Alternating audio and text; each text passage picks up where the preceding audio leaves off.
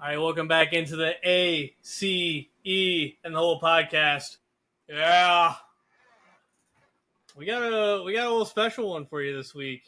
A little special one. We vow to never cover this company. It's kind of a running joke now, but we have hit 300 plays and ran out of ideas, so we have nowhere else to go but other than TNA, Impact Wrestling. We got our all-time TNA / Impact / TNA NWA fucking / GCW. Yeah, whatever you want to call it. Draft today. Like I said, we're running low on the ideas.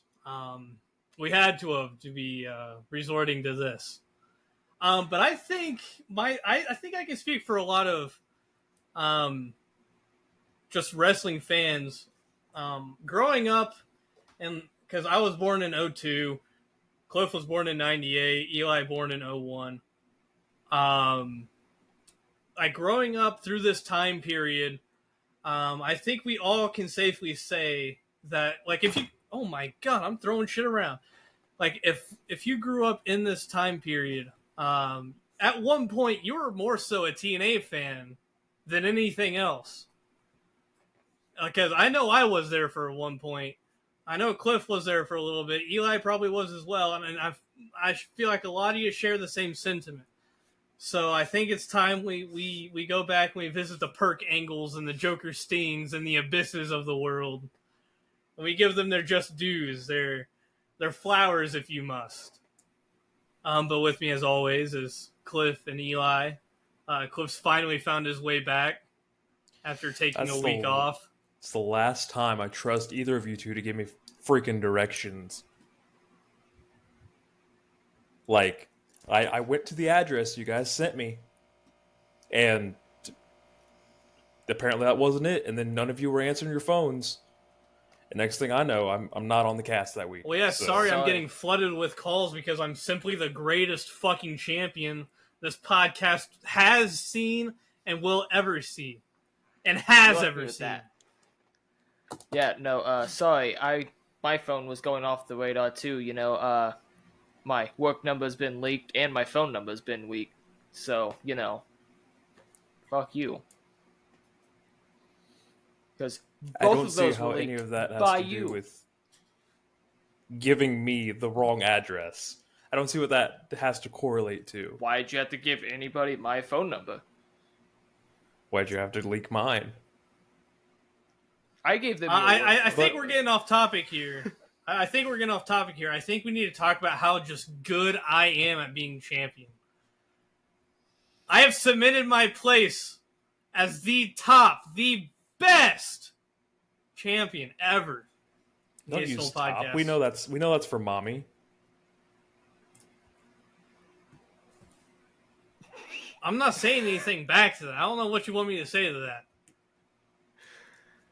I'm leaving a B, man. And I'm just saying, you guys need to pick up the slack.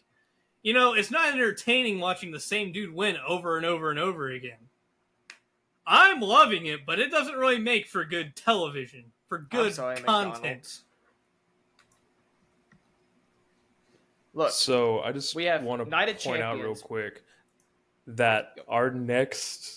We're going to have to figure out what we're going to do for the predictions, because Night of Champions, and there's, I believe, the next AEW is all 2 Sundays away. I can look that up when we get into the draft. Night of Champions also has an unprecedented match since the Saudi deal started.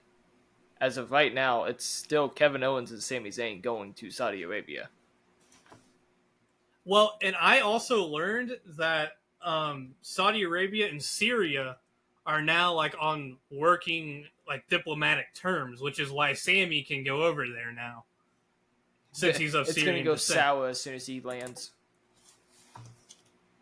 As soon as he lands, it's going to go sour. So that's the reason. I know we've talked about it a couple 3 times about if they'll drop the titles or what. So, yeah, that's the reason Sammy's going, is because they're either trying to work through or they've signed some agreement, some diplomatic agreement, something along that line that they have some type of relationship now. So Sammy's like legally allowed to go over there now. So yeah, just going to touch back on it real quick. The 27th will be Night of Champions, and 28th is both NXT Battleground and Double or Nothing. So we'll have maybe have another mixed card, maybe another super card. We'll have to get that figured out.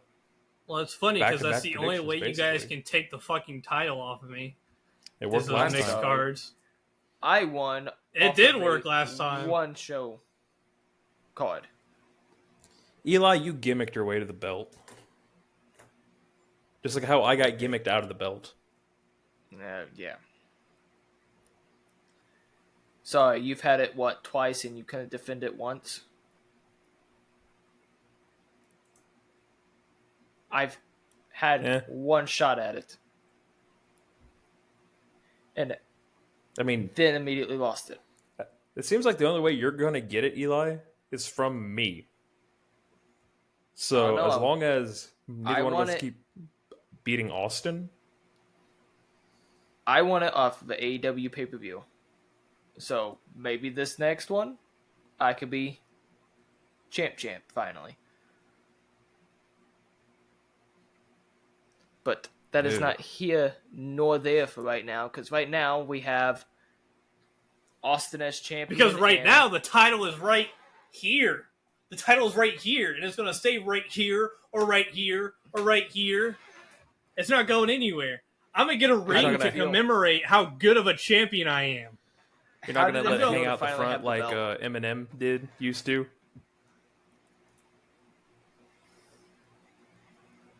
What are you saying, Eli? Your goober internet can't keep up. Yeah, I'm the one that's lagging out. I said, how did it feel to finally have the belt? It felt right. It felt like it belonged, because it does belong. It belongs to me. It is my championship. It is my title. It always has been, and it always will be. The best there is, the best there was, and the best there ever will be. As some shitty Canadian once said.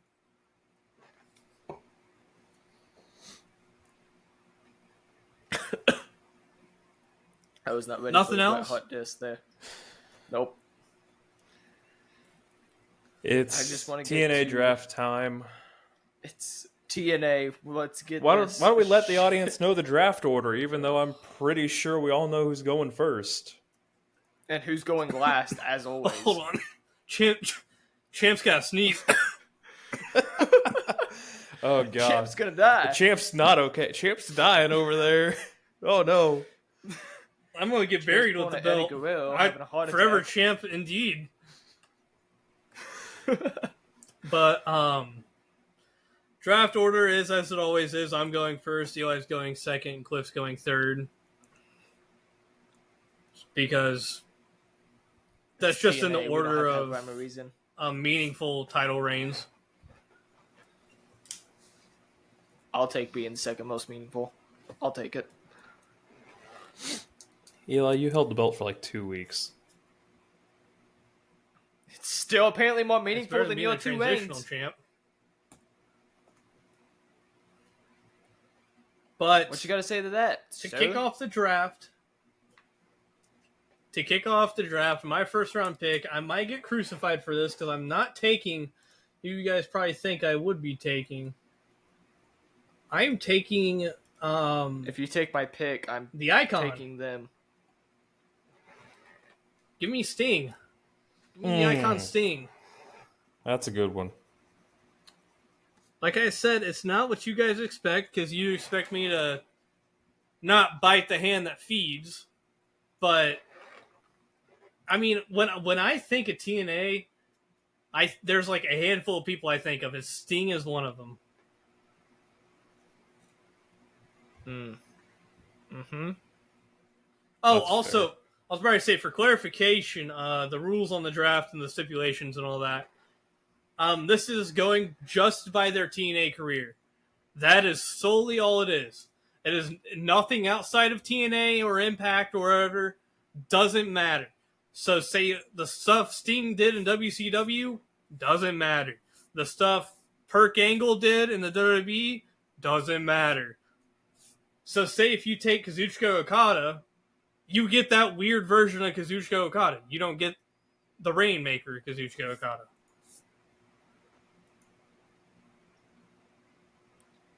Well, seeing how as you took my first pick, yeah, asshole. I'm trying to figure out if I'm going to take your favorite tag team, my favorite tag team, the team that Cliff doesn't like, apparently, because every time we pick them, he disses them. Or if I'm going to take the Indie God. I think I'm going to stick with my number 2 pick, and I'm going to go with Matt Cardona. I think terrible pick. Hey, bro, we're going with what he's done in TNA, correct? Yeah, that's it. And that's not a whole lot. Okay. He has. What do you mean? Been exactly correct. He's done nothing. Look. Leave me alone. I don't. He's as much as I love TNA. Look, as much as I love TNA,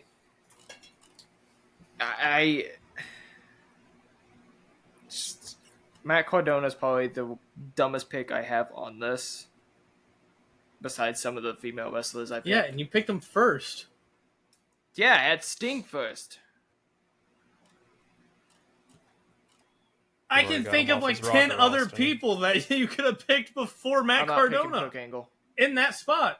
I would have picked Sabu over Matt Cardona. And Sabu didn't do anything in TNA. I'm fine with my pick.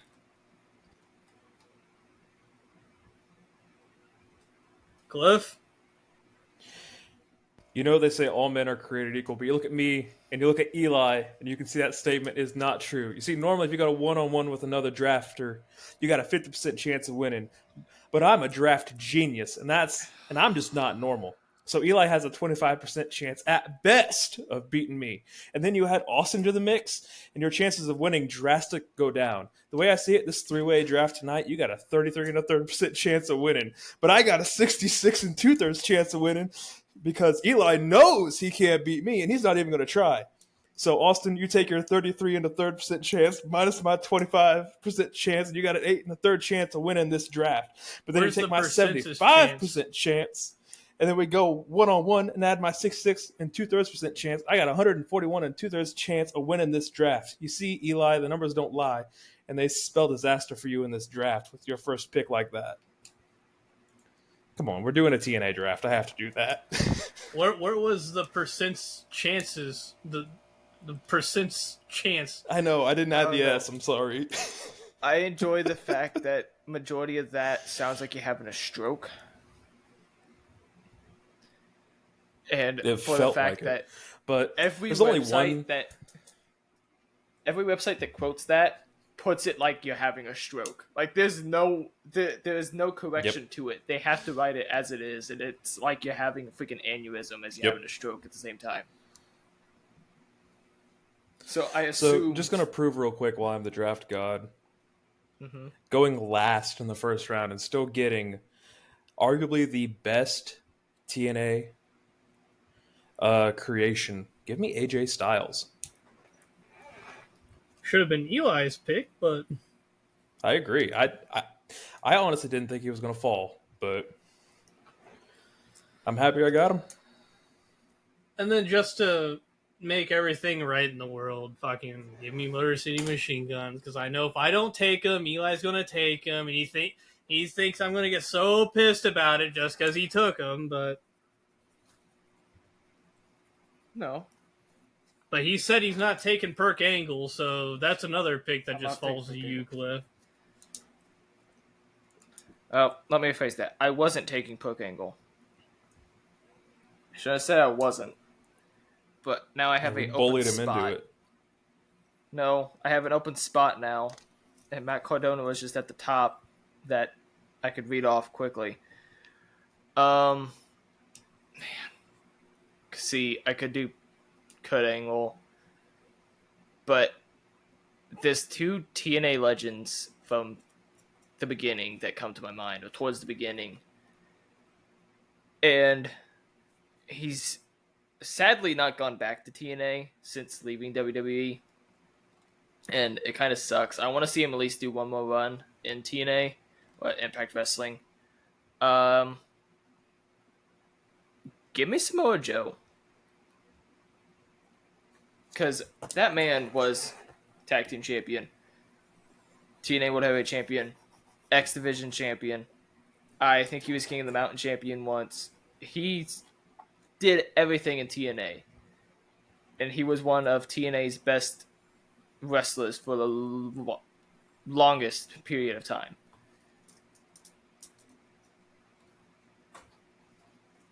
So I'm taking Joe. Sorry to say, you don't gotta explain the pick to me. You're talking about a sweet tooth. Exactly. However, for the last pick in the second round, give me the man that has both the most TNA world title reigns and the longest combined world title reigns. Give me Perk Angle. Yeah. Give me... I'm writing him as Perk Angle. The man who won a gold medal with a broken fucking neck. Hey, freaking! It's freaking! Okay? He's never once said that word. It's always freaking. Broken freaking neck. Never that one. Because it's damn true. So then, with my third round pick, at the rate we're going, we might be able to pick fucking like 20. I don't have 20 on my list. Well, I got 20 on my list. Into the amazing reds of the roster. Getting into the freaking Jeremy Borashes. But my third pick, give me the man who started it all. Give me J-E-double-F. Double F. J-A-double-R. Double R. E-double-T. Ha ha! The legend lives on, baby. You want to talk about a storied TNA career? Goddamn, they don't come any better than Jeff Jarrett. He made a damn title belt.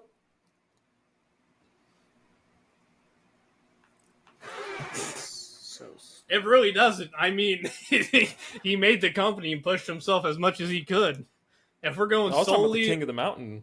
Well, yeah, but if we're talking solely just TNA, I don't think a career gets any better than Jeff Jarrett's. Yeah, because the man books himself to the top of the mountain. That's King of the Mountain. I was probably say, I think you mean as the King of the Mountain. I said what I said. But my third pick is actually going to be a tag team. It's going to be one of the best tag teams in TNA history. I said one of, not the AMA. Very best, but he was one of. It messes with one of my other picks.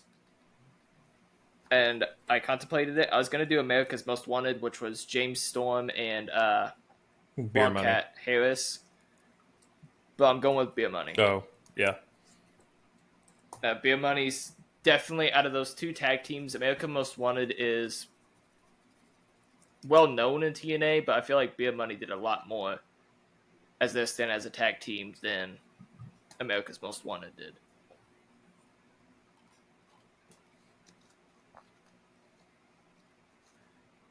Cliff? I mean, I think that's a pretty good pick. I mean, everyone really wants Beer Money reunion in WWE, so I really do think that that's a really good pick. It's going to be a while. Bobby just got surgery on his C4 and C5 vertebrae the other day. Hey, but that gives him time to sign James Storm. That is true. That gives them enough time to set it up. That is very true. So that leaves it to me. Give me Christopher Joseph Parks, better known as Abyss. Fuck you. That was my next pick. See, you finally pissed off. You said Christopher, and I was like, oh, he's going. He's going Christopher Daniels. I got Abyss all locked up. Give me one of the most prolific workhorses of TNA history. Yeah, that bro, week in and week out. Yep. The fucking Monsters Ball match that he basically innovated. Oh my god. Basically just an Extreme Rules match, but it's got Abyss, so of course.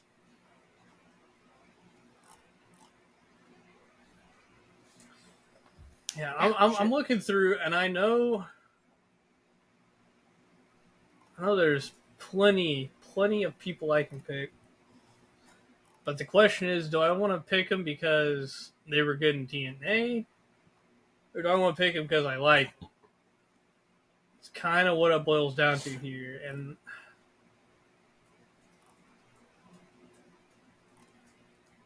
I mean, I think their TNA career warrants a pick this high. Because I don't think of them being anywhere else other than TNA. Give me LAX. Yep. Have two of my favorite finishers of all time. And the Border Toss and the Gringo Killer. Bro, I really thought you were going to say Scott Steiner, not going to lie.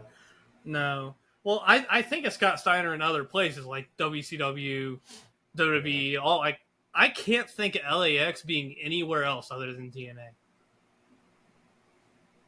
Because, the Steiner recliner. Fuck. The Frankensteiner. Man, I gotta follow LAX up. I'm going with a man who held the TNA World Heavyweight Championship while also holding the X Division Championship, while also holding a tag team title, if I remember correctly, while also holding, I think, the Legends Championship at one point, all at the same time. I think he was draped in all of the TNA gold. It was towards the beginning of Anthem.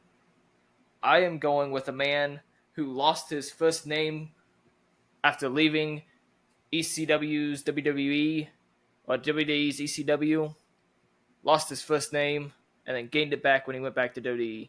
I'm going with Lashley. The man who randomly never went by Bobby the whole time he wrestled there. For whatever reason. He held every championship the TNA had to offer for the men's roster and did pretty damn good. He was a part of BDC, if I remember correctly, and a lot of other groups.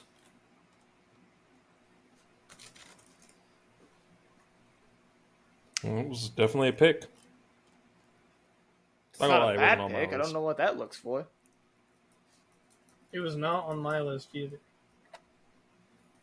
He had a really good TNA run. He popped up in my head, and then he left it pretty fast. He still had a very good TNA run. I honestly cannot believe they've fallen this far.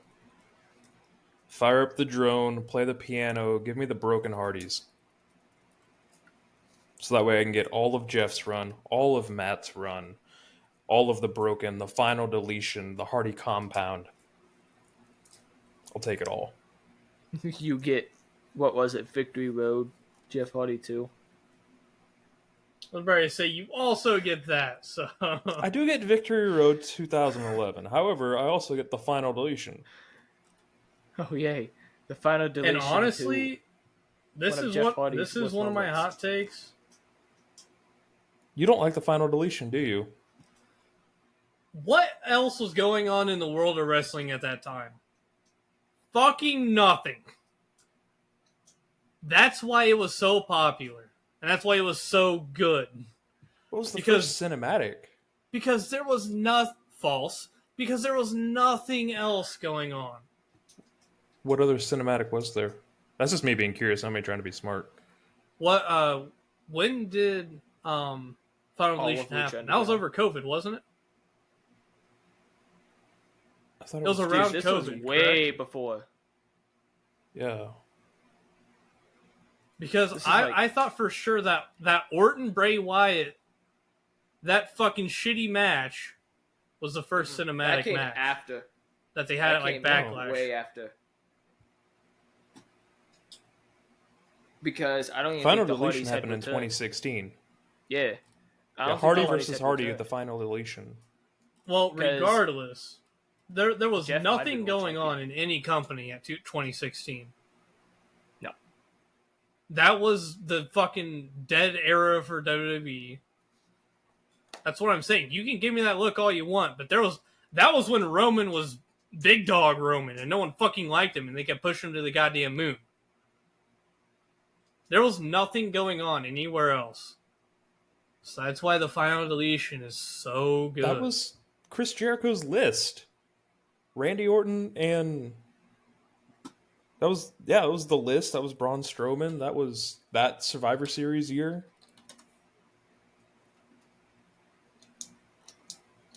Bobby Roode made his debut that year. There was a hell of a lot happening. The Cruiserweight Classic was that year. Triple H had his Triple last H turned on Seth Rollins. Finn Balor won the belt and then had to vacate it that year. The Miz's Talking Smack promo. The top angle you had was the Miz's homecoming celebration with Dolph Ziggler. Goldberg came back against Brock Lesnar. Austen winning the NXT Championship. Stupid ass jump from the cell. Daniel Bryan you had retired. the League of Nations. That's all I need to say. The League of Nations was fucking terrible. The League of Nations was fucking terrible. Styles debuted at the Rumble. That was Styles where he beat up John Cena. AJ Styles became WWE champion during that year. The Universal Championship match between Finn Balor and Seth Rollins at SummerSlam was in 2016. There was a lot of shit that happened in 2016. None of it must not been... does not stand. It actually fucking does. Rare L from the champion. I can't back you up on this one. There's a lot that happened in 2016 that... Hey, at least it's a rare L for me and not a common L like you two fucking goobers. Fucking goober. Right next to each other. I'm just pointing that out. Fifth pick, champ. Yeah, starting off the fourth round. Come on, champ. Fifth round. Starting off the fifth round, idiot. Yeah, fifth. Sorry. Learn to read. Well, Eli said fourth. I didn't even look down. Eli has a speech impediment and some other problems. Let's not go off of what Eli says. Well, I keep looking at this fucking roster. It's either mid-carders or nothing. So like I don't. It's an acid trip, man. We are so far gone from. I just saw Jim Duggan. Oh, Randy Savage is on there. Give me Nick Aldis. Hey, there we go. That's the guy I figured wouldn't get all the way down that far. Because I saw him earlier and I was like, no, I know, like he's gonna fall quite a bit. Because when you think of TNA, you don't think of. Did he go by Crimson? Or was that someone else? What? I don't know who Crimson was. Crimson was in storyline. What are you saying? Amazing What Red's about? Brother. I think TNA and Nick Aldis is within the past 10 years, and Nick Aldis is a name I think of. Well, that's because you love glazing Nick Aldis. Like, give the meat glazing a fucking rest, all right? Okay, I'm sorry. He was TNA champion for a long period of time. He was a part of the rebirth of the Main Event Mafia against Aces and Eights, which was a huge storyline at the time. He, I believe, was tag team champion with Samoa Joe. He won the Bound for Glory series at one point. He was a and what's crazy is I don't even gotta explain my pick because I just got him agitated enough to do it for me. Asshole. I'm about ready to make an unprecedented pick for me. I've already gone on and on about how much I don't like this dude. As long as it's not Vicky Guerrero levels, we'll be okay.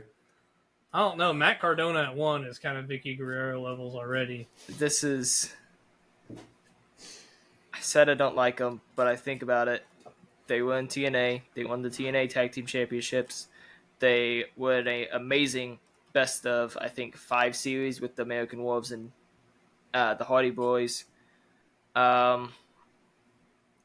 They also, in TNA, won the IWGP Junior Heavyweight Championship, Tag Team Championships. I'm going with Team 3D. They had a very good TNA run. Be it as Aces and Eights. Not only that, Bubba Ray is like a TNA fucking lifer. Yeah. Yeah, Bully Ray with all the shit he's done with Aces and Eights and all the heel work and shit. That's where you need to build that pick off of. Well, and I'm a championships and accomplishments, and Matt Cardona, yes, I know, he has none of those. That's, like I said, he's the most out there for it. Team 3D, the thing that sticks in my head was when they won the IWGP Junior Heavyweight Tag Team Championships. They had a whole, I think, month of joking around that they were going to lose weight for them before going to Japan. And there was a part where I think either Bully Ray or Devon is shaking as they're looking at a donut because they want to eat it, but they can't. And the comedic side of it is what sticks out in my head as with the, 201-pound wrestlers that they had to go on and face for those tag titles. What's the look for, Cliff? It's just you have all the best, I think, long-term storytelling story in Aces and Eights, and you're not talking about it. It kind of hurts me, I'm not going to lie. I already mentioned Aces and Eights. I did that with his pick. You mentioned it. You didn't. Anyway.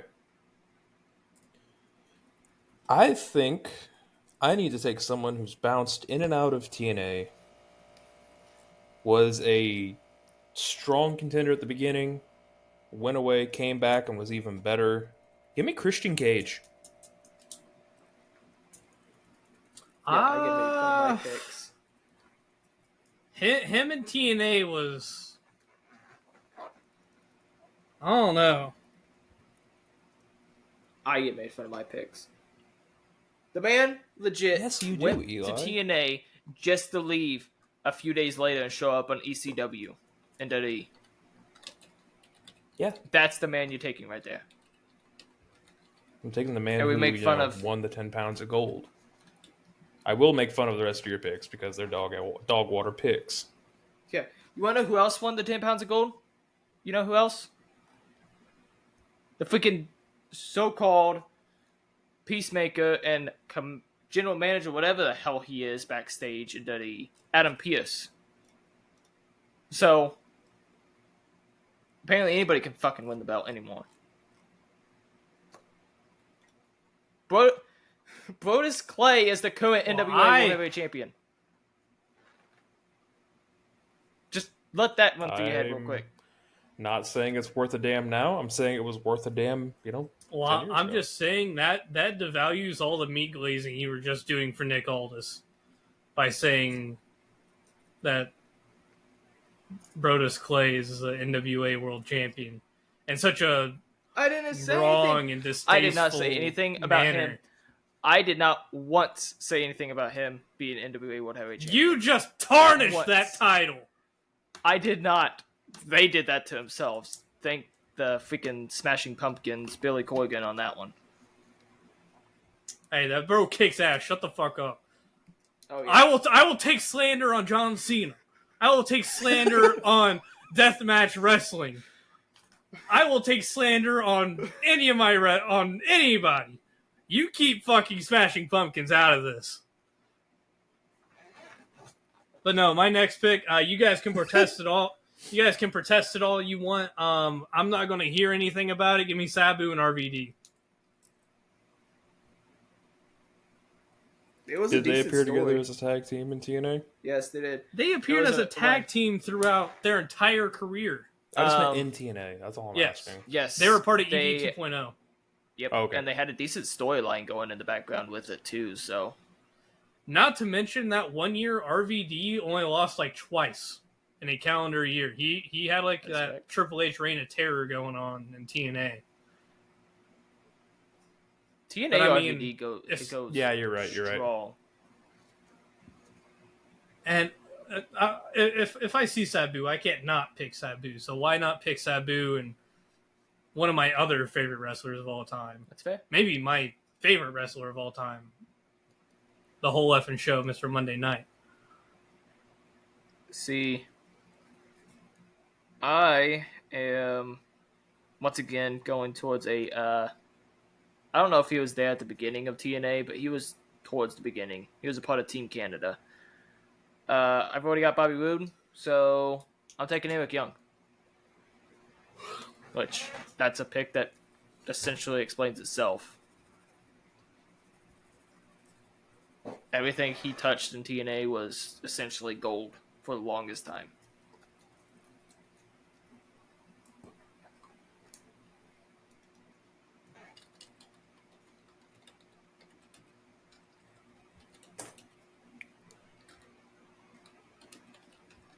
I think this means that I'm going to have to take probably the riskiest pick on my list. I've already taken Matt Cardona. Nothing else is risky than taking Matt Cardona at number 1. He took Matt Cardona at 1, so... Give me Ethan Carter III. EC3? I actually really like that pick. Because that was the only time in his career where he was worth a shit. I say, he main event Ethan Carter III with Dixie Carter. That was really good. So... See, it's not a bad pick. Trouble. Trouble. Oh, that theme song slaps. Trouble.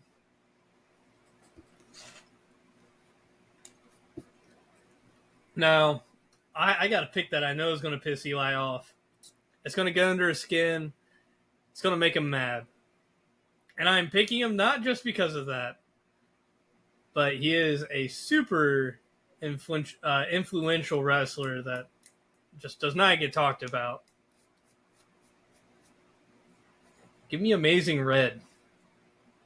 You're a fucking bitch.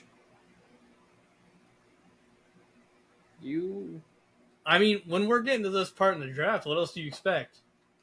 How many more rounds are we going to do? We're finishing out the damn 10. I was about to say, we're going to go to 10. We might add on to it. Because we're doing very well on time. Fucking asshole. Hang on a second. Bro's got to shift around his list. I fucking do, you jackass.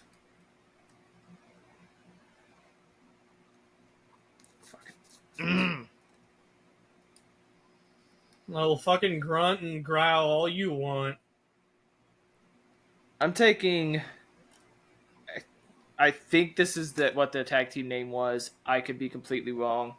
It came around a time period where there was a storyline with AJ Styles being a heavy drinker and getting a lady pregnant, but she wasn't pregnant and it was a baby doll.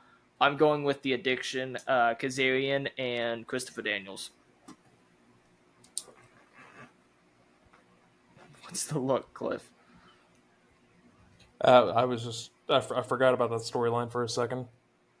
It was not so much for that, but their singles careers, the stories that they had, the storied careers that they had, and I mean, they had a decent tag team title reign.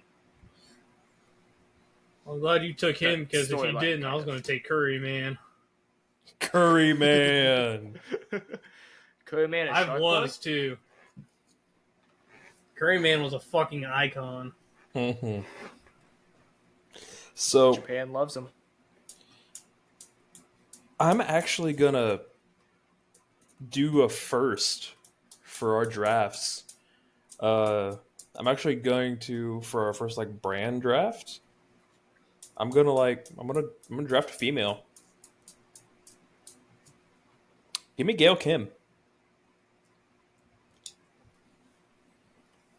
Arguably one of the most important knockouts in TNA history. She has the most reigns with, I believe it's 7 or 8. Well, And she got super mistreated in WWE and then came over to TNA, and they treated her like as she should. yeah, Should have been the entire time. First so woman of TNA. basically, yeah. So there's another person on here that's almost an instant lock for me to draft. And since we're going to 10, I have a little bit of flex room. I see your Gail Crit. Oh my goodness! Wow. I see your Gail Kim, and I raise you a New Jack. Oh, yeah, that's the New same Jack, level of crazy right there. No, listen, New Jack's run in TNA, hella entertaining. Hella entertaining. Go watch Marky D's video over New Jack's run in TNA. It's under 30 matches. I think it may be like 15 matches in total. But it is so entertaining. I'm pretty sure his major feud that entire time was him and Shark Boy. Was it Shark? I thought it was Raven. No, it was Is that Shark when they Boy. introduced all the Shark Boy family?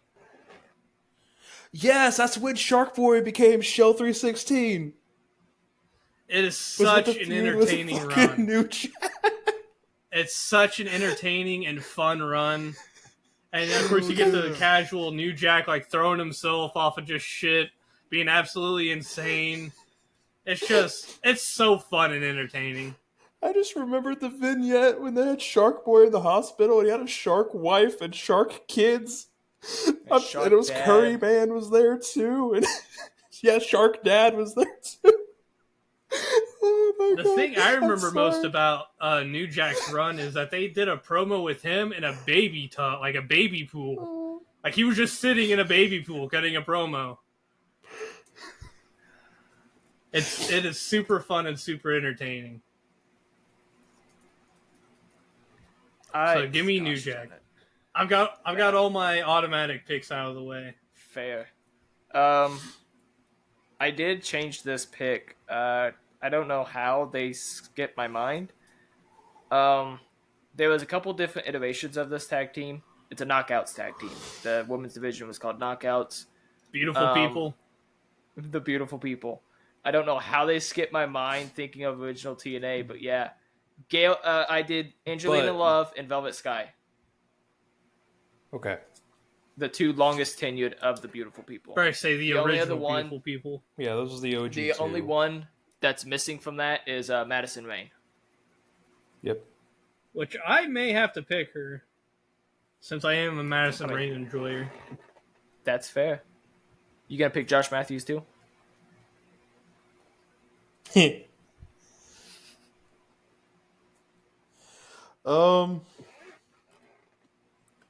I've got one half of the puzzle, so I might as well take the other half. Give me Gail Kim's best adversary. Give me Awesome Kong. Fuck you. That was like the one woman I was going to take. No women for me, I guess. Didn't you just say you're gonna have to pick Madison Rayne? She had a really good TNA run all the way through. Oh well, yeah, she was in TNA for like ever. Oh yeah, she was amazing. Her and Gail Kim were like the two pillars, since we use that term a lot nowadays. The two pillars of the fucking Knockouts division. I could take Jimmy Yang. Yep, you could. You could take Daphne. Jimmy Wayne She Yang didn't have too bad. I was ready to say that was another one I thought about was Daphne. Because Daphne was pretty good in TNA. Matches. Well, I'm just kind of looking through right now. Fuck, I might as well take Christy Hemme. Oh. I think she wrestled a couple of times. Oh, Tess Blanchard. She came in as a wrestler. Yeah.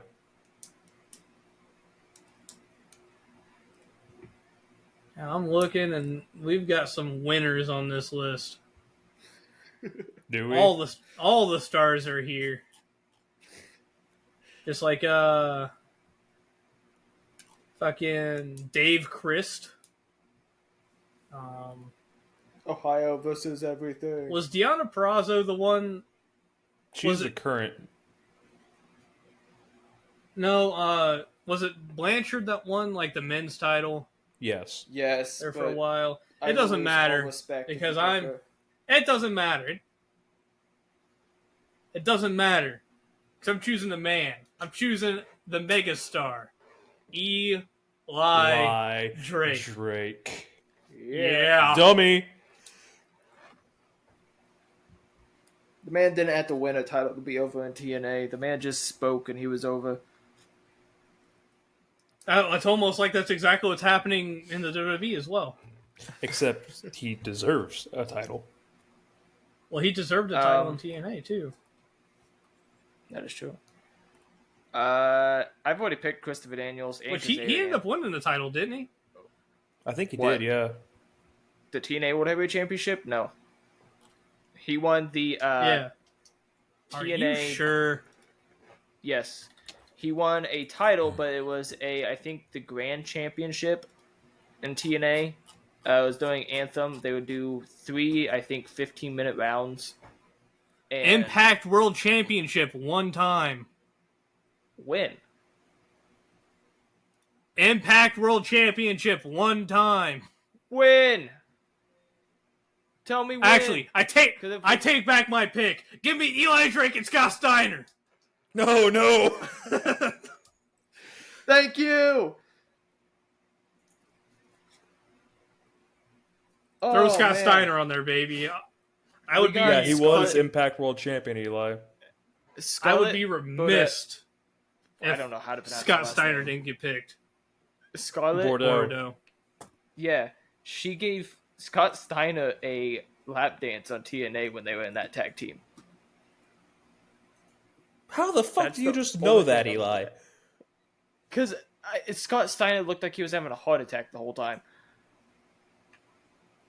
The man's a living aneurysm, but at that moment it was kind of worrying for Scott Steiner's life on television. Same reason I know everybody that's played my next pick. I picked Frankie. I picked Christopher. I am picking the alter ego that they helped bring into TNA along with the video game. I'm going with Suicide. Main staple for a long time in the X Division. Played by a lot of great wrestlers. I was going in between whether I should pick him or New Jack. I figured they're relatively the same. I mean, New Jack tried to kill himself every night, and Suicide's name is Suicide, so... Yeah. I don't think that's the same. That might as well be. I mean, have you seen some of the spots that they did dressed as Suicide? That's the one that it was Suicide and Christopher Daniels, and that's the one that Christopher Daniels almost broke his neck in the Ultimate X match. I think it was Frankie at that time. But it's Ultimate X. Have you seen? It's a match with the Ultimate X ring set up. I think it's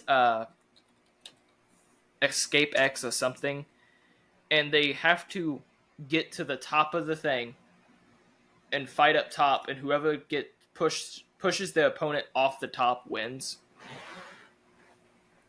So they're fighting on top of the platform on the X Division. What?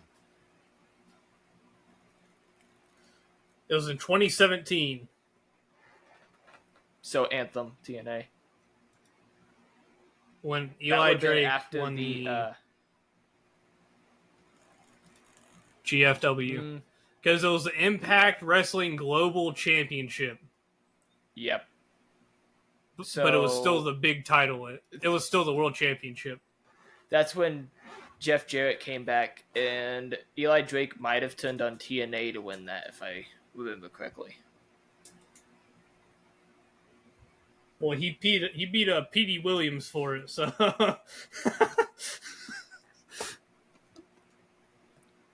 I'm sorry, was it vacated at that point then? I have no clue. He beat Petey Williams for it, though. That's all I know. Okay. Cliff, who's your pick? Cliff? You've had enough time to think it over. I'm gonna take Mickie James. She has 5 knockouts wins. Currently with the Last Dance, that was really good until she got hurt. So only woman from Impact to appear in a WWE, while still under contract with Impact. Yeah. Yep.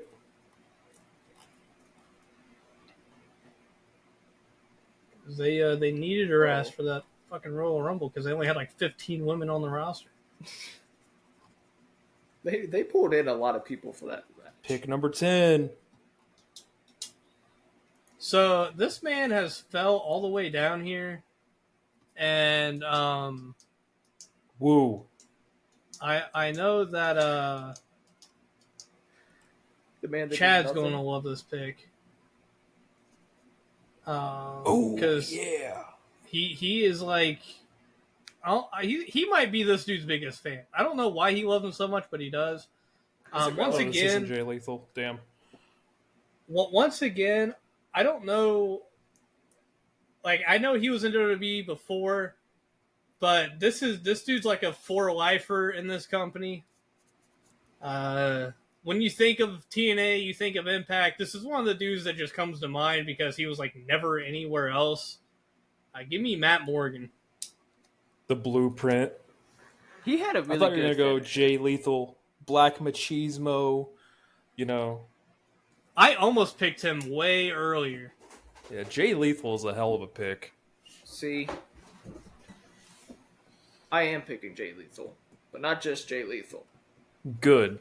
I'm picking Lethal Consequences, which is Jay Lethal and Austen Creed. Because that tag team wrestled Motor City Machine Guns and a lot of other tag teams, and they were a really good tag team. And Jay Lethal had a really good TNA run, and even if my brand split apart, Jay Lethal could still hold his own.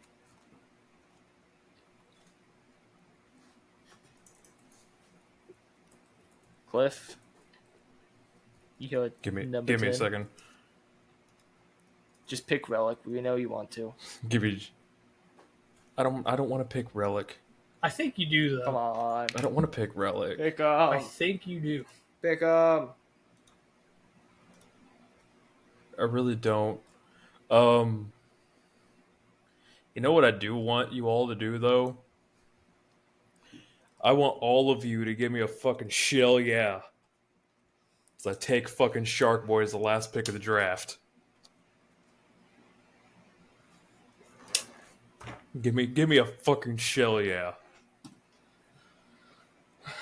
I don't know how such memorable names such as Ivelisse and Hulk Hogan never got picked. Yeah. Hogan, Nash, Macho Man, or Flair, Gursinder Singh. I don't know how Rosemary. I don't know Ric how Flair had none of you guys picked Grado. But Randy Raven? Savage had one match. I thought about taking Raven. That's the thing. Raven had a good 2 years. That was one. really it. CM Brian Punk. Cage. Bram. Let's see here. What are D'Lo Brown, Crazy Steve, I'm sorry, DJ Z, Cody. Bram. Yeah, Bram. Yeah, Bram. Cody did not have a good Dirty TNA Dango. run. He paid opponents He didn't. to lose the match. His WCPW run during that time was a lot better than his Did anyone TNA take the run. Wolves? No, the Wolves were not picked. No, I stayed away from Davey Richards. That's probably for the best. Yeah.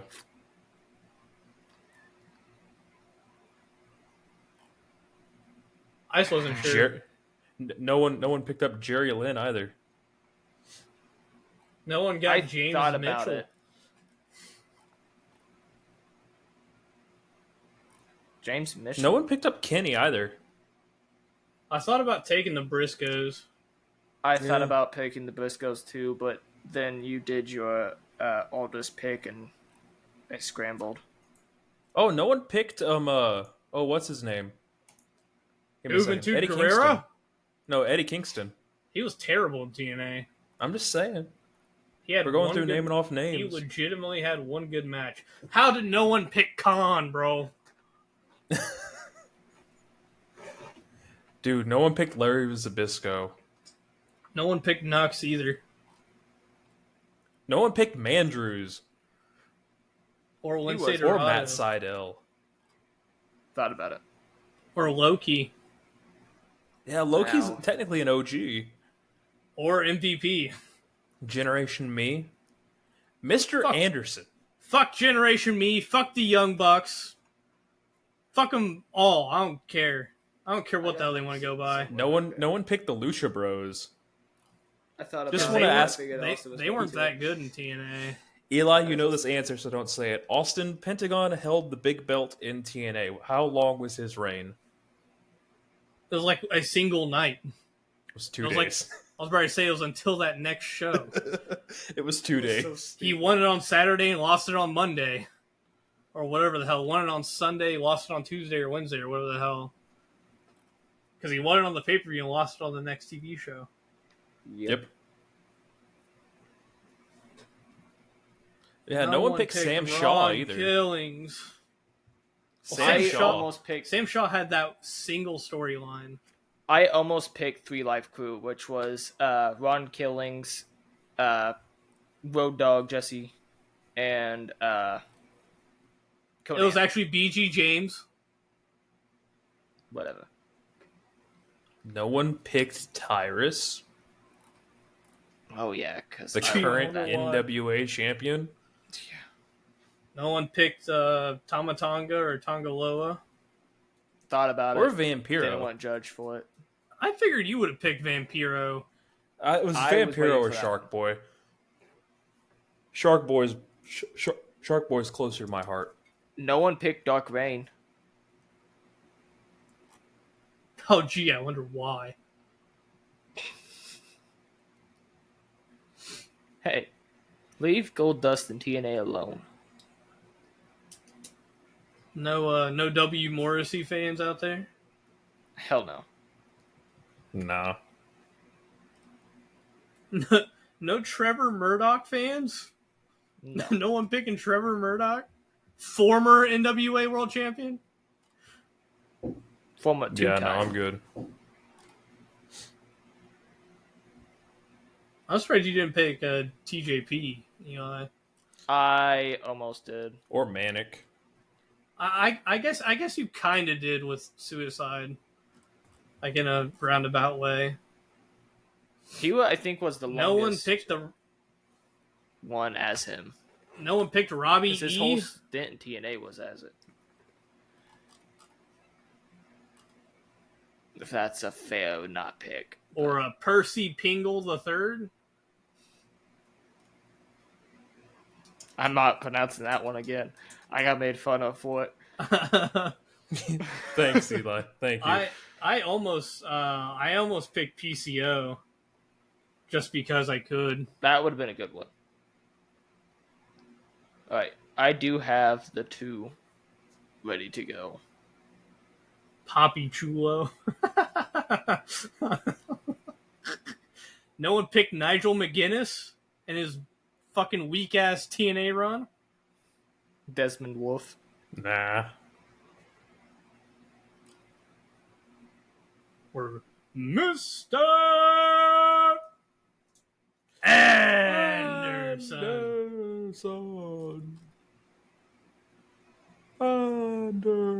All right, Cliff. Do you wanna do your today in pro wrestling first, or I'll drone off today's history. It's only 10 bullet points, real quick. Alrighty. Starting in 1988, no a one picked one-night Larry tournament. Zbyszko? Yeah, no, I'm good. In 1988, a one-night tournament for the vacant NWA United States Championship was held in Houston, Texas. Barry Windham won after he defeated Nikita Koloff in the final. In 94, despite never having... that was bad. Despite never successfully hitting an offensive move, Eli, apparently you're not the only one with a speech impediment. Never mind getting a win, Mikey Whipwreck shocked ECW by winning the TV championship from Pitbull number 1 on a TV taping in Philadelphia, Pennsylvania. The win came again without Whipwreck hitting any offense. At the start of the match, Wolf was distracted by the Tasmaniac and he was rolled up by Whipwreck. Mikey Whipwreck and the goddamn whippersnapper? Yep, the whippersnapper. In 95, ECW Enter the Sandman took place at the ECW Arena in Philadelphia. During the event, Sandman successfully defended the ECW World Heavyweight Championship twice, first against Cactus Jack and then against Shane Douglas. In 2002, Hogan retained the WWE Undisputed title against Ric Flair in a no disqualification match on Raw from Toronto. This was surprisingly the only televised singles match that Hogan and Flair had in WWE. In the main event, and yes, that's not a stutter, the title match between Hogan and Flair was not the last match on TV. In the main event, Stone Cold Steve Austin defeated Booker T in a lumberjack match. In 2005, Bryan Danielson defeated Homicide in the main event of ROH The Final Showdown from Dayton, Ohio, and Austin Aries retained the ROH World Heavyweight title against James Gibson. Fuck Austin Aries. You're really not going to like this then. Austin Aries and Roderick Strong retained the ROH World Tag Team titles against the Briscoes at ROH Ring of Homicide in Edison, New Jersey. In 2007, in the main event of TNA Sacrifice from Orlando, Kurt Angle won the NWA World Heavyweight title in a triple threat match against Christian Cage and Sting. Also, Robert Roode defeated Jeff Jarrett, Brother Devon, and Brother Ray, and to retain the... What the fuck? Holy shit, I had a fucking stroke in this. Give me a second. Hold on. Robert Roode defeated Jeff Jarrett. Brother Devon and Brother Way retained the tag team titles in a triple threat tag match. There's supposed to be a comma in there, and there is not. I need to find a new website. My God. In 2011, NJPW presented its first ever standalone show in the USA with Attack on East Coast Night 1 in Rahway, New Jersey. In the main event, Rhino and Charlie Haas defeated Hiroshi Tanahashi and Togi Makabe. In 2012, at TNA Sacrifice in Orlando, Florida, Bobby Roode retained the TNA World Heavyweight title in a ladder match against Rob Van Dam in the main event. Also, Christopher Daniels and Kazarian defeated Magnus and Samoa Joe for the TNA World Tag Team titles.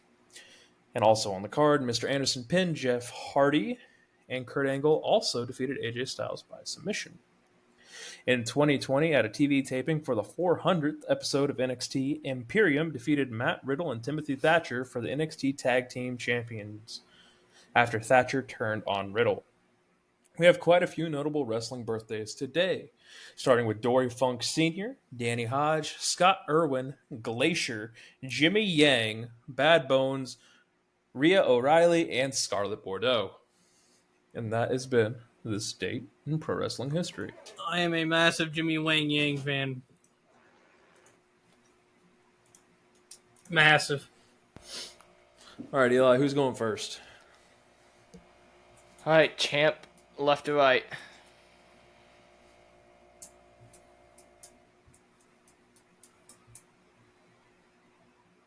Left. Okay. This man... I was pondering. Dear Lord. This man, in 2006, in AAA, won a tag team tournament. He is a former one-time All Access Wrestling Heavyweight Champion, a former one-time Ballpark Brawl Natural Heavyweight Champion. He was WWE Male Wrestler of the Year 2016. He was WWE Best In-Ring Moment 2016 winner.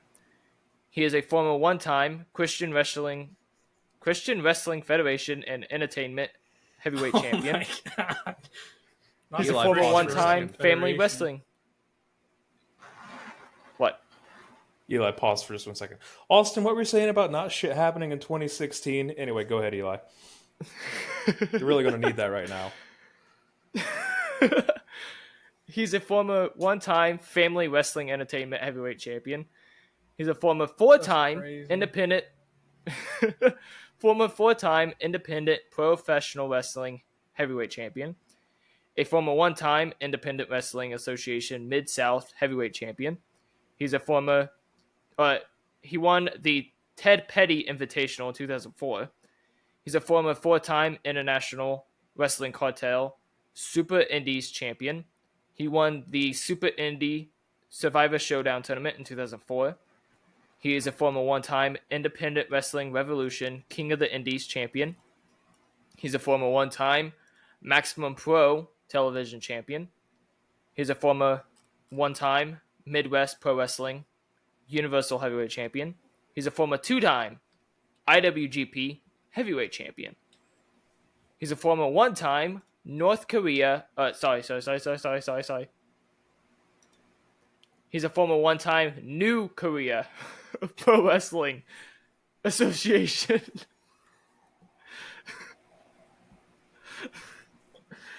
Former one-time New Korea Pro Wrestling Association Junior Heavyweight Champion. He's a former one-time NWA Wildside Heavyweight Champion. He's a You idiot. He's a former three-time NWA Wildside Television Champion. He's a former NWA World Heavyweight Champion 3 times. He's a former 4-time NWA World Tag Team Champion. He's a former 2-time TNA Legends Global Television Champion. He's a former 2-time TNA World Heavyweight Champion. He's a former 2-time TNA World Tag Team Champion. He's a former 6-time X Division Champion. He's the first TNA Triple Crown Champion 5 times. He's the first TNA Grand Slam Champion twice. He won the Bound for Glory series in 2013. He won the TNA World Heavyweight Championship Number One Contenders Tournament in 2009. He won the Gauntlet for the Gold in 2007. He won the NWA World Tag Team Championship Tournament in 2002. He has 10 TNA Year-End Awards. Feud of the Year in 2005. Finisher of the Year in 2003. Match of the Year in 2006. Match of the Year in 2009. Mr. TNA 2003 to 2005. Tag Team of the Year 2006. X Division Star of the Year 2004 and 2005. He's a former Pennsylvania Premier Wrestling Tag Team Champion 1 time. He's a former Pro Wrestling Guerrilla World Heavyweight Champion. Pro Illustrated gave him Match of the Year in 2016. Tag Team of the Year in 2006. Most Popular Wrestler 2017-2018. Wrestler of the Year 2016 to 2018. Wrestler of the Decade 2010s.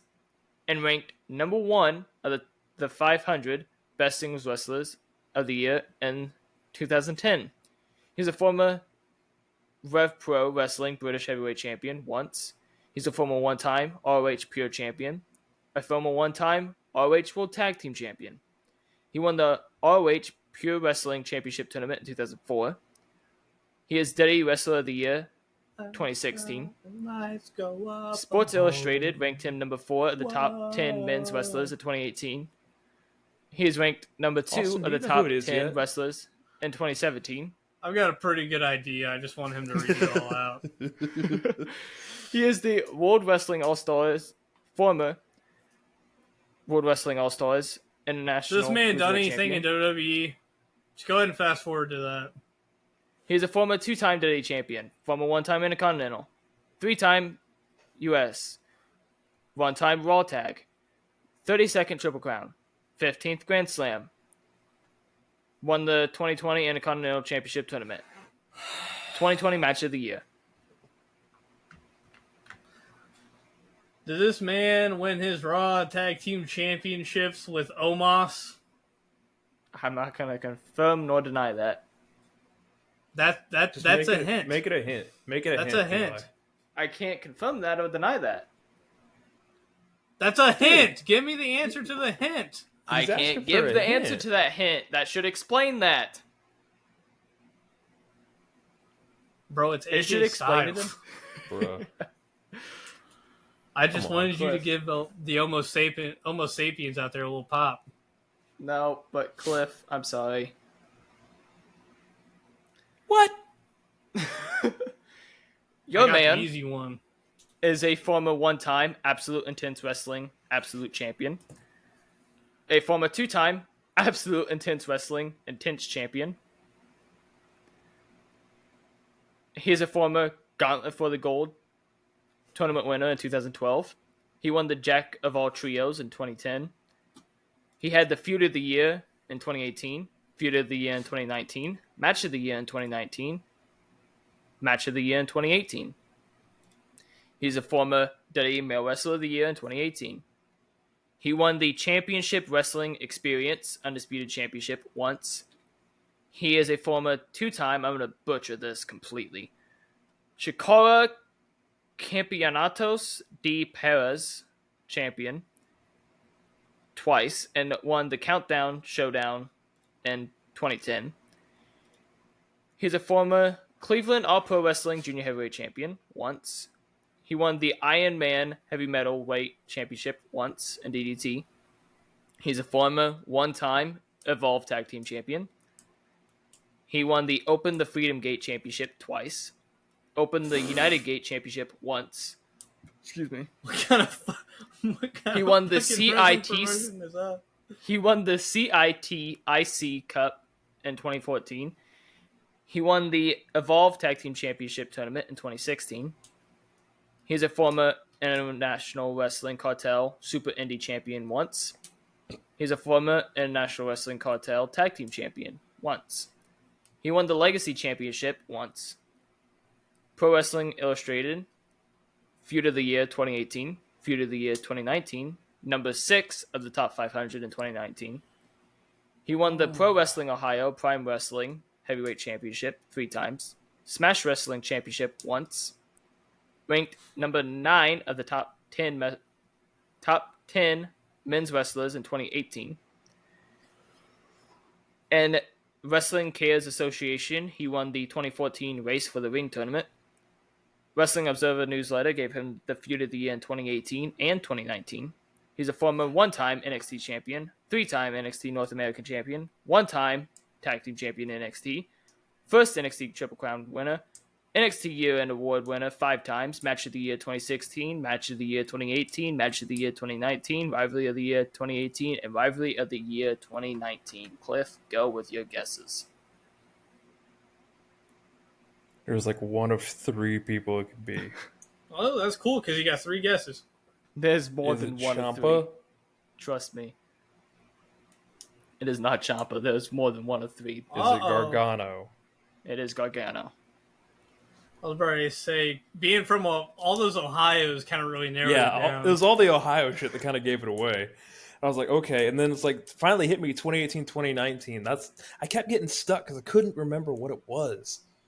But that was him and Gargano. That was Gargano and Ciampa. 2019 was him and Adam Cole. In my head, it took 2 years. It's fine. It was supposed to, but Ciampa got hurt. Go figure. The man's more built of glass than Randy Orton. Oh, shut up. What? Got a Ciampa lover over here? No, you got a Randy Orton lover over here. Okay?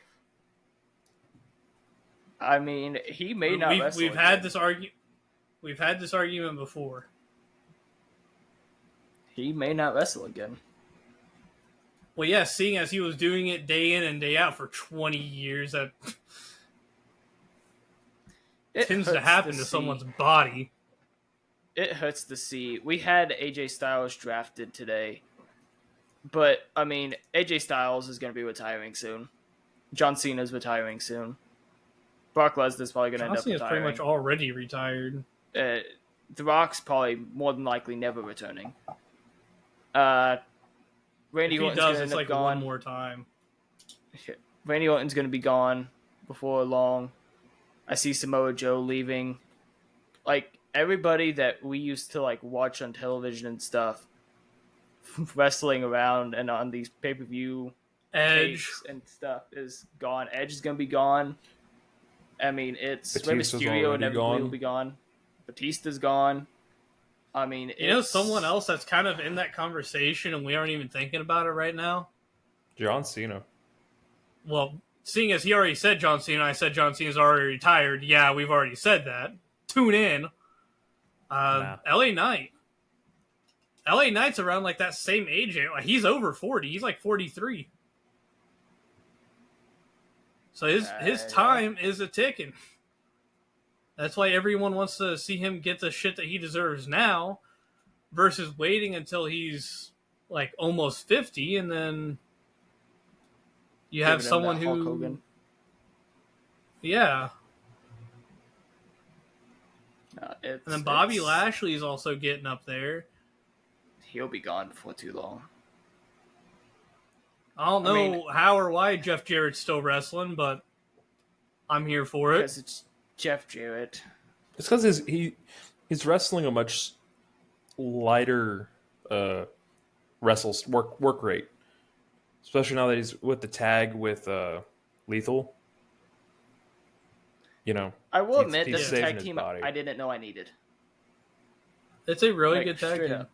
Seeing him in person was really cool too. Yeah. Yeah, I had stupid work.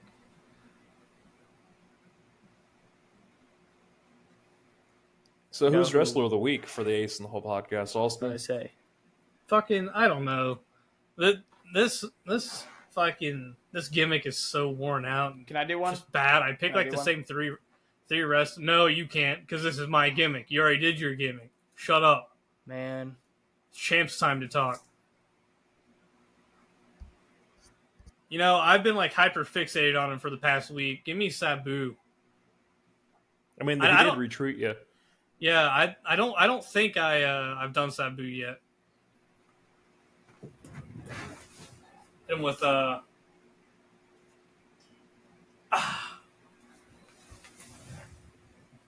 because normally it's either just theme right before the cast. Normally it's either just Motor City Machine Guns or Dalton Castle. Or LA Knight. Or Rina Yamashita. I did her the past like 2 weeks. I need to come up with a new gimmick for myself. Don't worry. Just lose the belt and then we can come up with a new gimmick for you. I say the champ doesn't need a gimmick. Because my gimmick is solely just being here for your entertainment, for your pleasure. I mean, the champ does get to set the gimmicks, so... I think I might take next week off. Great. I had to log in and predictions. It's not predictions. Yeah. Yeah, it is. Yeah, it is. Is it really? Yeah. Next week's predictions, and then 2 weeks is the 27th, 28th for Night of Champions and Double or Nothing. Fuck, it is. Damn, I can't take next week off then, huh? I mean, if you lose, you can take it off. I might have to do that. I might have to lose the belt and then take my little 1 week reprieve from having such a long reign. What if I retain, bro? Away. If I retain on the mega card, I'll have to like take the belt on me with vacation or something. I'll send you guys a video to edit in. Live via satellite. You say you guys to edit in, but you know who's going to be stuck doing that, right? Oh, quit your bitching. Whichever side you're on. You were just talking about how you were wanting to do it last week, talking about how you were going to enjoy it. I enjoy editing. I was just referring to your wording on who's going to have to edit it. You said you guys. It's not you guys. It's this guy. Go write a book about it. I'll write a book about Stan Hansen first. Why? He's not even good. Fucking tell your story walking, bitch. I'm Nancy Sinatra now.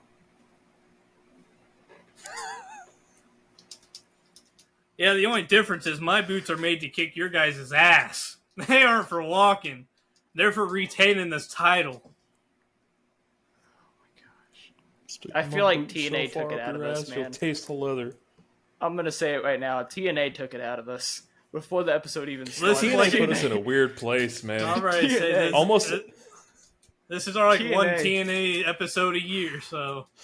TNA put us in a weird place, almost like the professional wrestling world in 2024, man. It's going to be about as wild as this fucking episode was, man. TNA gets a TV deal and blows AEW out of the water. TNA gets the fucking Fox deal.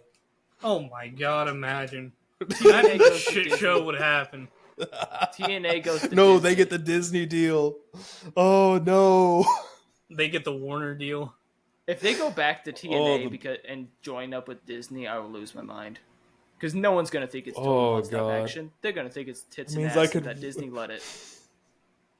I could watch Lethal Lockdown on Disney Plus. Oh my god.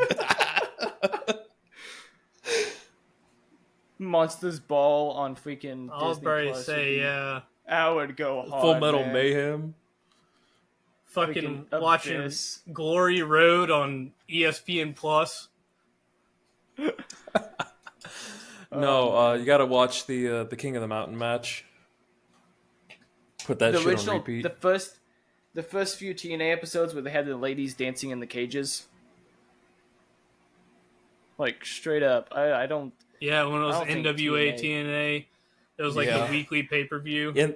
In the asylum, as they called it. They had all the ladies dancing in the shark cages and stuff. Yeah, no. I don't. Oof. Fucking TNA, man. Great show. What else? Can we just talk about the evolution? It was NWA TNA, and then TNA for a while. And then it was TNA Global Force. Then it was Global Force. And then it went to Impact. It was Anthem Impact. It was Impact before it went to Global Force. Okay. And then it went back to Impact. Like Anthem with the fucking eagle. Yeah, it was TNA Impact Wrestling, and then they went to Impact Wrestling, and then it was Impact Global Force, and then it was Impact Anthem, and then it just became Impact Wrestling. Because it wasn't even Impact Wrestling, it was Impact. And then they added wrestling to it. Because Total Nonstop Action was a stupid name. TNA, bro. It's love to hate it, hate to love it. Straight up what it is. I don't even know what else to say about it. It needs a good Vince Russo is still employed to TNA, I'm pretty sure, so... Is he? He might be. I don't know. Please tell me that's false. It probably is. I don't think he is. Let me look. All I know is that he was employed there the same time Jim Cornette was. So I remember Jim Cornette talking about how he walked in and saw Russo and said that he started talking to his boss and said that he was going to quit. And the boss was like, "Oh no, you won't even have to interact with them. Like it'll be fine." Also, shout out to Eric Bischoff. Just because I can. I love Eric Bischoff. I was going to say, there's a tournament going on right now. The Best of the Super Juniors. And as much as I may not like him, Speedball Mike Bailey has been showing up and showing out in this tournament so far. Tonight's night 3. But I guess this morning's night 3. And he has been a very, very interesting competitor to watch in it. I think he's 2-0 currently. Which This year's tournament has taken a weird turn. They don't have any extra matches to it. It's strictly the junior heavyweight tournament. There's no like tag matches or anything. It's just strictly the tournament matches. Which it's the first time they've done that, to my knowledge. It's not even around Wrestle Kingdom time either. So is he still employed, Cliff? No. However, So. I can confirm he lives on the north side of my town. That's terrifying. Why? Yeah. How can you confirm that? Because he's his neighbor. He's done signings here in town. And you followed him back to his house, you fucking creep? No, I asked. Because I know he went to USI. You asked him? I was like one of the last people in line. I was like, so you got a long drive after this? He's like, nah, it's only like 15 minutes for me. Does he do they cost? Or is it typically free? It was like a $10 thing. See, I wouldn't mind meeting Vince Russo and getting to sit down and talk to him. Just that was the thing. It was like a line thing. Like just to pick his brain about it. Brawl for all is the question I have. Brawl for all. I go down there, and you know how Eric Bischoff has his WWE documentary. Yeah, we can shoot a Vince Russo documentary. No, what Cliff has to do. Cliff, get me in contact with Vince Russo. We're doing this fucking thing. I can't do that. With I know the people that we can get this done with. I can't. We're doing an interview with him now. He's gonna be our first interview as Vince Russo. We got to get it done now. Yeah, next time Vince Russo is doing a signing, I want you to go. I want you to ask him if he wants to be on our podcast. No, I'm good. Why not? No, you guys. We haven't spoken we have not spoken an ill word about Vince Russo the entire time we've had this podcast. Sure. Which that is very. I don't think we have. I know I haven't. I might have talked some shit about Brawl for All, and that's about it. And that's just because Butt Gun won the tournament, and then my thing with Vince Russo, and I don't want to get off on a giant tangent about it. He was reaching out to the casual audience, and a lot of people fucking hated that. And he said that for years. He's like, I didn't want the hardcore audience because the hardcore audience is going to watch regardless.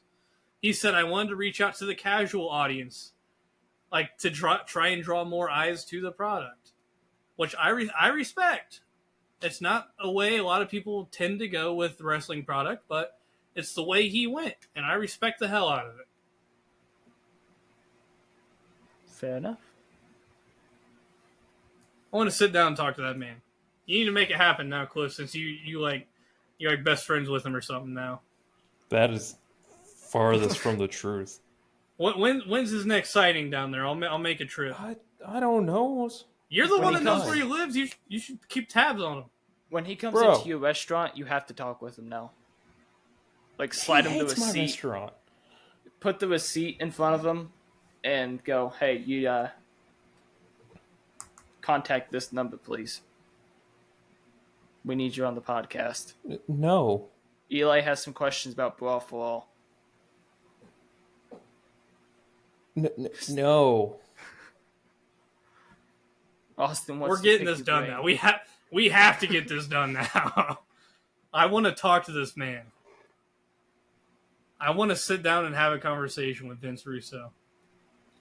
I think everybody does. I think a psychiatrist wants to have a conversation with Vince Russo. You know Vince Russo goes live on Twitch? Does he really? Yeah. Well, so does Sabu.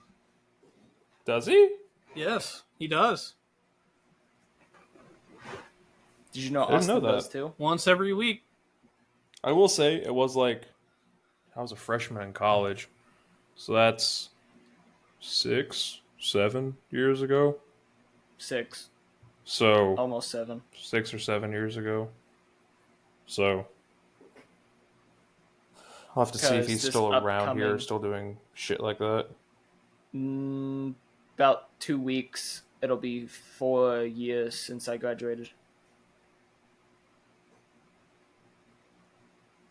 which is freaking weird as shit. Well, anyway, back to where we I was ready to say, yeah. TNA killed us. So is Vince Russo your wrestler of the week, Austin? Fuck, he might as well be. Sabu and Vince Russo. I mean, he was WCW champion. But going back to the drafts here real quick before we send it home, that way we can just read them off and just be done with it.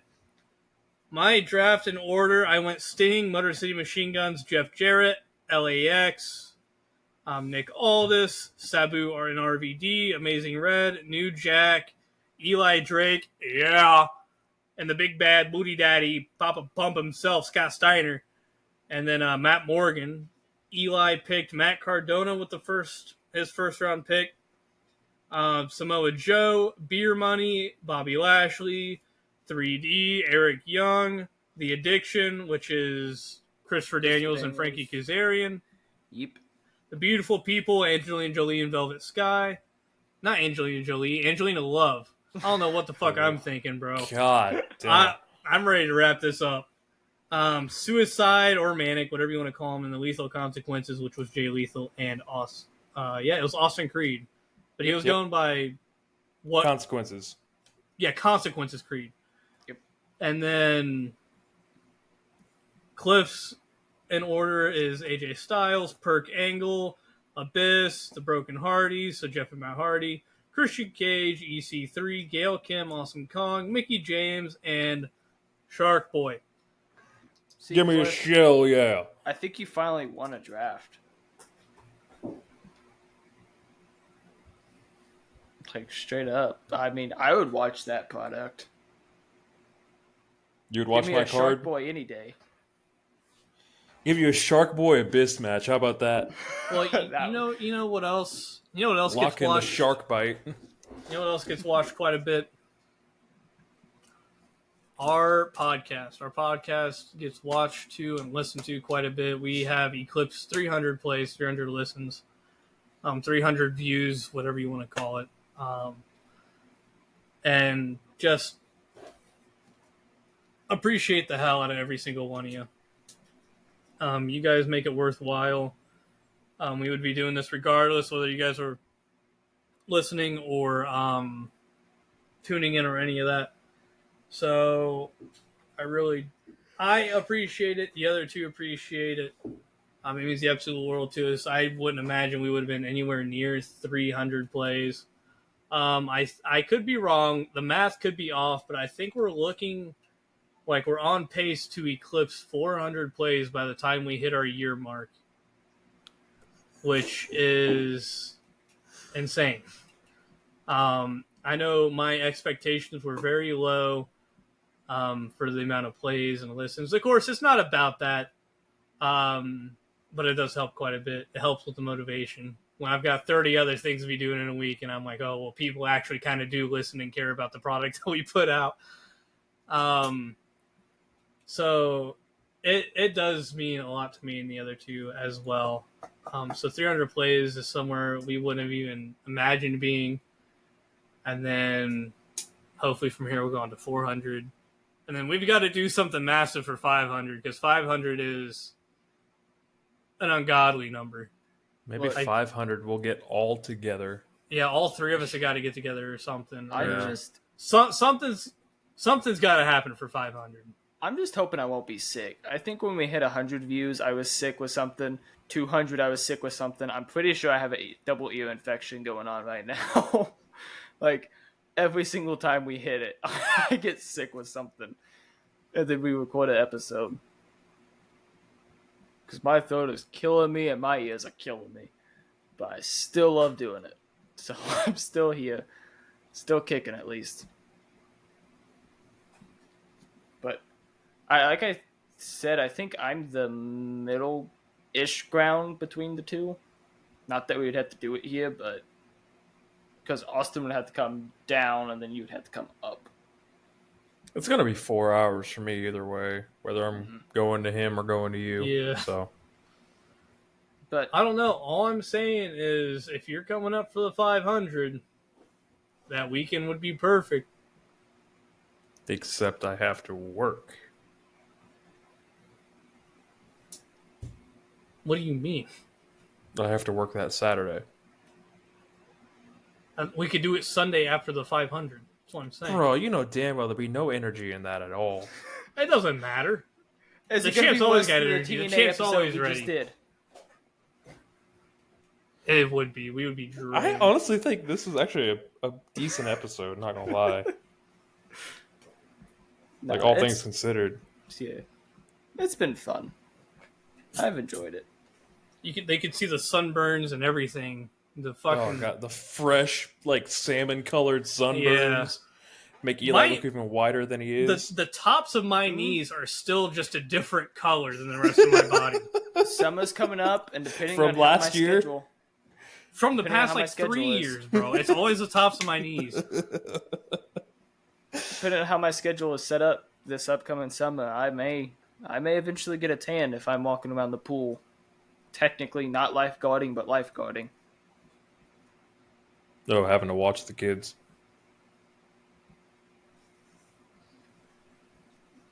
Well, anyway, to go ahead and send this home, thank you all very much for 300 plus plays. We love every single one of you. Hope this reaches you in good health, goodwill, all that stuff. I just realized, I kind of copied Lester Holt in my sign-off. Lester Holt does, the nightly news in America for, I'm pretty sure it's NBC or whatever. He's like, good evening, I'm Lester Holt. Tonight's top story, whatever, because I'm pretty sure, his sign-off is, take care of yourselves and take care of each other and have a good night. So I just now realized, after almost a year in, that I've been copying this entire time and I didn't know. But exactly that. Take care of yourselves, take care of each other. And love you. Well, I say love yourselves and love each other. Because that's the most important thing. And once again, just thank you. As always. Sorry. Allergies are terrible. Allergies are god-awful this year. Ever since I moved up here, my allergies have been terrible every spring. But thank you all. Always remember, we've got you covered because we're your ace in the hole. Catch you on down the road. Dummy. Yeah.